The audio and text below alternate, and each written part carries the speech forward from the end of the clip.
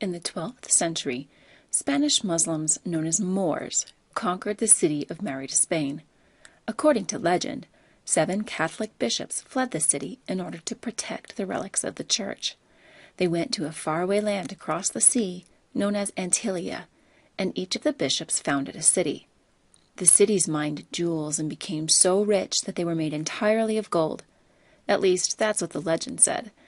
Beginning in the 1400s, explorers from just about every seafaring European nation sought the legendary cities of gold. These explorations were paid for by rich European merchants or by monarchs with their own motives. They wanted to catch up with Spain. An economic policy called mercantilism dominated the era, in which nations competed for the most favorable balance of trade. The goal was to amass the most silver and gold. You've already learned that Spain had an extensive colonial empire, mostly in Central and South America, that was making them wealthy under mercantilism. And it wasn't just the resources in the colonies that made Spain rich. By dominating South America, Spain had control of the only known western route to Asia at the southern tip of the continent. So the other European merchants and monarchs really wanted to find a fast, safe, western route to Asia that completely avoided Spanish territory. This goal became known as the Northwest Passage.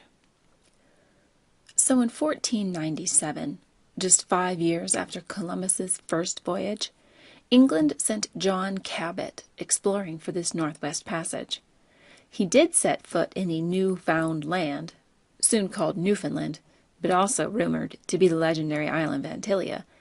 But English investors weren't interested since he didn't find what they were looking for. And England had too much turmoil in the 16th century to pay much attention to colonies. So the task of exploration was left to other countries. Sailing for France, Giovanni de Verrazzano made 3 trips, exploring most of the North American coastline, as well as South America and many Caribbean islands. He didn't find the Northwest Passage or any cities of gold, but his knowledge, combined with that of a Portuguese explorer a few years earlier, was instrumental in creating a widely distributed outline map of the east coast of the continent. Unfortunately, much of Verrazzano's work was overshadowed by other men at the same time. Jacques Cartier was also sent by the King of France to find a Northwest Passage and to, quote, discover certain islands and lands where it is said that a great quantity of gold and other precious things are to be found. Upon Cartier's return from his second exploration of Canada, he brought an Indian chief back home with him to tell the king about a city full of gold and gemstones where the natives were blonde-haired. Cartier set off on a 3rd trip in 1541 to establish a North American settlement that would act as a base to find this city of gold. He returned to France with a shipload of what he thought were gold and diamonds. They turned out to be pyrite, fool's gold, and quartz. The settlement was abandoned 2 years later. The French tried again several times to colonize North America, but failed due to disease, weather, conflict with Indians, or with other European powers. Their most infamous failure may have been at Charlesfort in 1562. Their leader left to resupply the colony, but he was arrested on returning to France. So all but one of the abandoned colonists decided to build an open boat and set sail for home, guided only by stars and intuition. The survivors made it across the Atlantic Ocean and were rescued near England. After many other failed attempts, the French finally turned most of their attention to the Caribbean islands. While France and other European nations were working hard to supplant Spain as the world's colonial superpower, the English had been mostly content to simply steal gold from Spanish ships. And in the end, these English pirates, nicknamed Sea Dogs, finally turned the tide of world history in favor of England. It was one of these Sea Dogs, Sir Francis Drake, that first sailed around the world for England. Queen Elizabeth had sent Drake on a mission to raid Spanish ports on the western coast of the New World. After capturing millions of dollars worth of plunder and burying it as far north as San Francisco, Drake knew his tiny fleet of 6 ships would certainly be destroyed if he tried to retrace his steps back home. His only option was to head west across the Pacific, and hope for the best. He arrived back in England in 1580. What Francis Drake managed to carry back to England with only one surviving ship and a third of his men was still twice the Queen's income for a year. This bounty led Queen Elizabeth to consider establishing a permanent New World colony of her own, as a base for launching even more raids.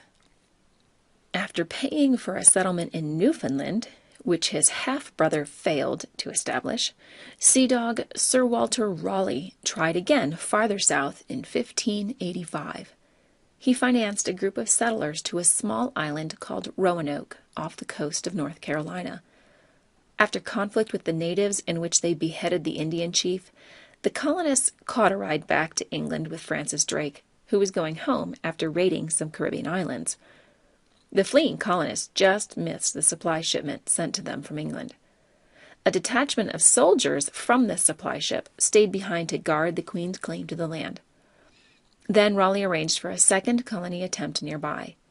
Sending 150 people with Governor John White, the new settlers were supposed to meet up with the guards who had remained from the supply ship. But the new settlers found no soldiers, just one bleached-out skeleton.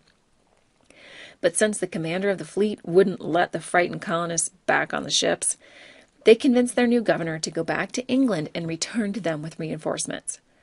Governor White agreed, possibly motivated by the birth of his granddaughter. Born in Roanoke on August 18, 1587, Virginia Dare was the first English child born in the New World. Before leaving, Governor White suggested that if the colonists had to relocate, that they carve the name of their new location on a tree. So with this arrangement, Governor White headed back to England. But White's return to Roanoke was delayed by the English sea dogs in two ways. Spain's King Philip II had finally had enough of English ships stealing his gold, so he built a massive new navy fleet and set sail for England, determined to make a show of strength. With the Spanish Armada at her doorstep, England's Queen Elizabeth wouldn't allow any English boat to leave port, wanting all ships on hand to help with the nation's defense. In the end, Sir Francis Drake led the English fleet not only in defense of the homeland, they decimated the Spanish Armada in 1588, despite being outnumbered nearly 2-1. Since Spain was off their backs and France was losing interest in the North American continent, and with her own internal problems resolved, England could finally turn its full attention outward.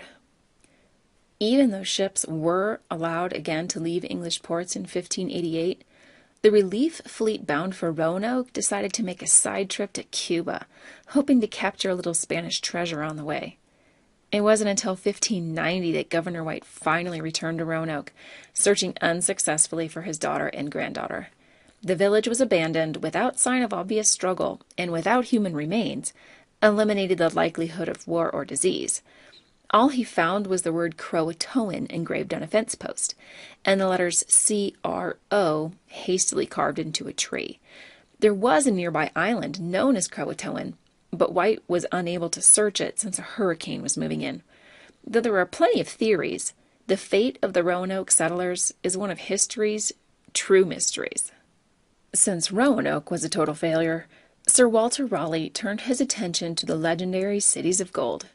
In 1594, he sailed to South America on new information and even published a book about what he found, an entirely fictional account of El Dorado.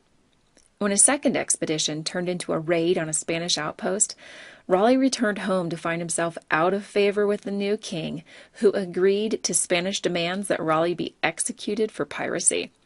After his head was cut off, it was embalmed and presented to his wife, who kept it until her death. Walter Raleigh's nephew, Raleigh Gilbert, was second in command of an expedition to start Popham Colony in modern-day Maine in 1607. They were well prepared, and their governor was the only casualty they suffered that left Gilbert in command. Popham was unusually successful, and the colonists even built a 25-ton ship that crossed the Atlantic twice, giving investors a new idea about how the American colonies could make money. But in 1608, Gilbert's father, he died, leaving Gilbert to inherit the family fortune and titles back in England. So he packed up the colony and headed home, taking all of the Popham settlers with him. Popham went down in history as just one in a long line of abandoned colonies whose names you've never heard. The fate of their settlers is forgotten. Their explorers never found cities of gold or Northwest Passage. Their investors lost all of their money, and their governors aren't studied in American schools. But even the failures taught valuable lessons. And in the same year that Popham was being settled, another colony was planted farther south in Virginia. This one took hold and earned the honor of becoming England's first permanent American colony. It was called Jamestown.